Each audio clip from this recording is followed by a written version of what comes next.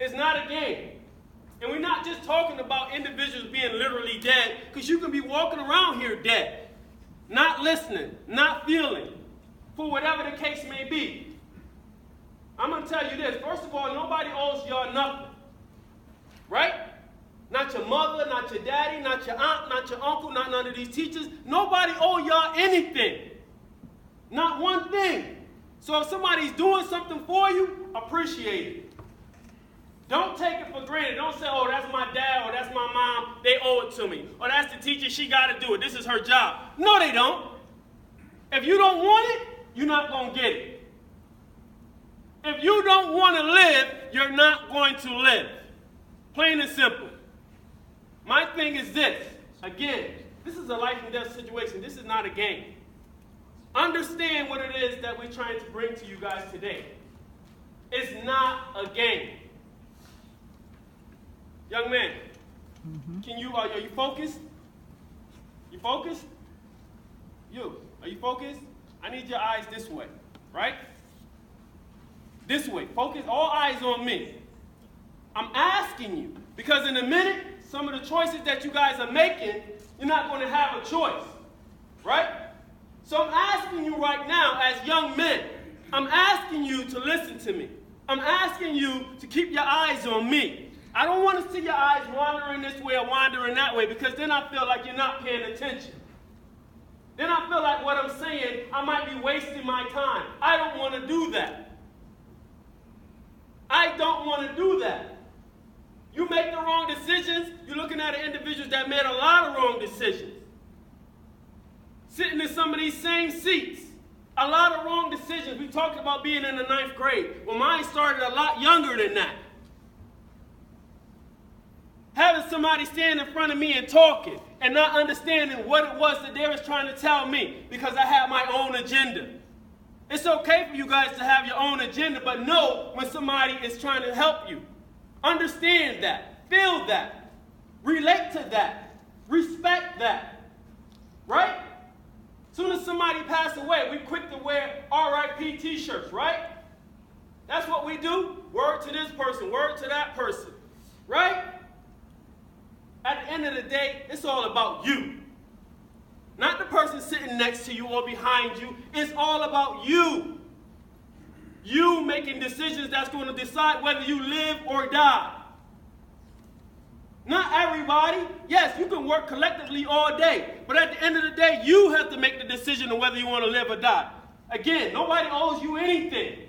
So if you're expecting somebody to do something for you, or you're not doing something because you think somebody owes you something, you better wake up. You better wake up. If you got good parents, go back and give them a hug and say, I love you for helping me out. Because there's some people who do not have that. You think everybody wake up to food in their refrigerator, clean clothes to put on their back? Do you think everybody has that luxury? No, they do not. You think everybody wake up with their parents saying, I love you, have a good day? No, they do not. That's not something that's passed out to everybody. Like, here, take that, take that, take that. Understand, again, I'm only here because it's a life and death situation. I've taken so many wrong turns. This is where I have ended up. Right? I came to school high every day. Every day. Running from what was going on in my house, which was drugs, violence, you name it. Individuals getting high every day. My own mother getting high, my dad getting high on a regular basis. It's not a game. They started in high school too. They went to school. We had this thing where we call individuals licks or crackheads. That's somebody's mother or that's somebody's father. They didn't come out being a lick or a crackhead or an orphan or whatever it is, these names that you guys have. They didn't come out like that. They sat in these same chairs. Somebody probably came and spoke to them, and they probably let it go in one ear and out the other. Maybe they didn't do it as a life and death situation. That's why I'm trying to let you guys know it's for real. We talk about Keon, but we got a whole 100 or 300, 400, 500, and if we go across the world, across the state, the number is going to get even higher. And one more person is dying right now. Somebody else is going to jail. Somebody else is being shot right now. Somebody else is dropping out of school. Somebody else is making poor decisions. Somebody else is taking life for granted. Somebody else is thinking that somebody owes them something. You understand? And when you think somebody owes you something, you don't operate the same. You don't function the same. Oh, I don't got to do my schoolwork. Really? Well, what's your next option? The streets? Jail? Or dead? Which one is it? I don't got to listen to this teacher. Why? She don't know me. She don't care about me. But she's standing in front of you trying to give you life and death information. Information that you need to be successful. Education don't guarantee you anything. It's just enhancing your ability to be successful. It's giving you a better chance at living. And again, we're not just talking about, the physical death. Individuals could be walking around dead. That's what I was. I was walking around high, like I said, on a regular basis. I've been homeless on the streets, you name it. At the age of 12 years old, a dude said he had a job in ninth grade. I lied. I lied about my age. You know what I'm saying? I was working at Wendy's at 12 years old. They didn't even check my age. I was working. That's how bad I needed to get out of my house. I used to show up to school every day, not because I was ready to learn, but because school was safer than the place that I go and lay my head. Does that make sense to you? So because of that, I do this thing called the check-in, and I want everybody to participate. The check-in is simply this, because I myself, no times, have not gotten any better. If anything, they've gotten worse. Right? So if anything, this is my thing now. Because I know I went to school a lot of times hungry. I know I went to school a lot of times after fighting somebody, after being bullied, after probably seeing somebody get shot. So when I went to school, my mind wasn't focused on what it needed to be focused on. It was focused on other things that was stopping me from getting the education that I needed. I've been in special ed classes, unable to read and write up until the age of 27. Unable to read and write on grade level up until the age of 27. You think I'm special? You think that it can only happen to me? Huh? You think that can only happen to me?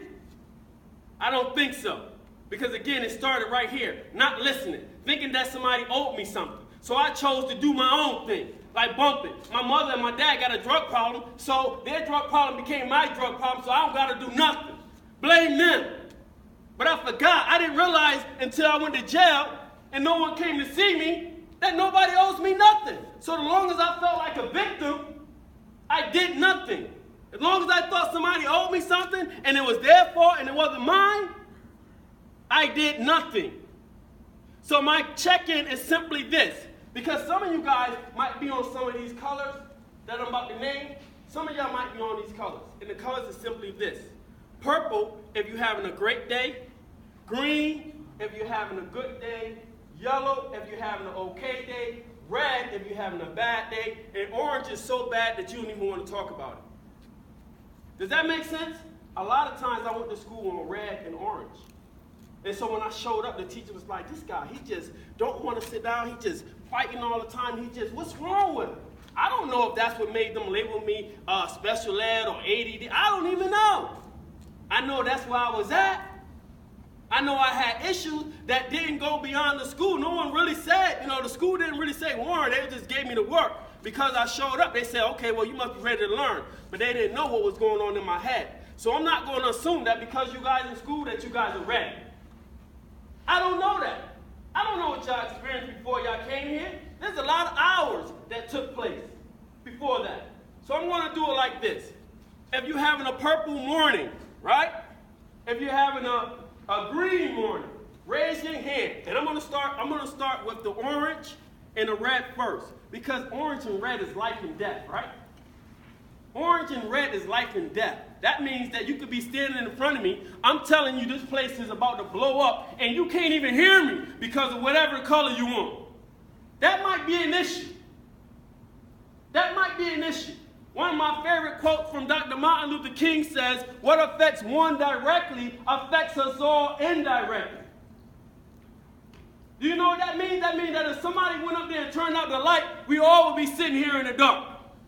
Does that make sense? It only takes one person to hit the switch, but we all will be here in the dark. And that's just a small example that what affects one directly affects us all indirectly. Raise your hand if you're having an orange day. An orange day, and that means that it's so bad that you don't even want to talk about it. Raise your hand. Anyone? And when I ask that question, my heart starts beating faster. Right? It starts beating faster because if you're having an orange day and you're like, you know what, Mr. Hardy, I'm having an orange day because this just happened to me. I just seen somebody get shot. I just seen my mother get beat down. You know what I'm saying? Somebody just robbed me on my way to school. I get bullied on a regular basis. I want to deal with that. You feel me? You understand what I'm saying? I'm not just asking you whether you're on orange or red just to put the question out there. I'm asking you because I genuinely care. So my heart speeds up when I ask you that question because somebody can say, hey, I'm on orange. And we as adults, staff, we got to be ready to deal with whatever orange is if we want to help you. Anybody in here having a red day? Red is bad. Anybody? Because the goal is, again, right? The goal is that we got to build relationships, right? You know what? If you have a relationship with somebody, you don't feel like, you know what I'm saying, it's unsafe to tell them if you're having an orange or a red day. But if you don't feel safe, then you might hold that orange or red in because you don't want to be a punk, right? You don't want to let individuals know that you ain't perfect or that you got issues or that you're going through stuff, right? Because we haven't made it safe enough for you to do that. That's our job. As staff, as teachers, as principals, administrators, it's our job to make sure that it's a safe place for you to let us know what color that you want. Because if you're walking around on orange or red, again, what affects one directly? What? That's right. Anybody can be affected. So while you think, oh, he on orange, that ain't got nothing to do with me. Or she's on red, that ain't got nothing to do with me. But if this person been bullied for the last time, right? Homeless for the last time, hungry for the last time, just tired of individuals just, you know what I'm saying, not acknowledging them for the last time, and they all of a sudden they explode, do you think you will be affected by that? Yeah. Right? So it might make sense that we start caring about one another and stop thinking that it's all about me. We have to start caring about people. If that person blows up, everybody in this room is going to be affected. That person gets killed, everybody is going to be affected. That's what it's all about. Caring and building a safe place so that we can get to a safe color. Anybody in here on yellow? Yellow is okay. Yellow is okay.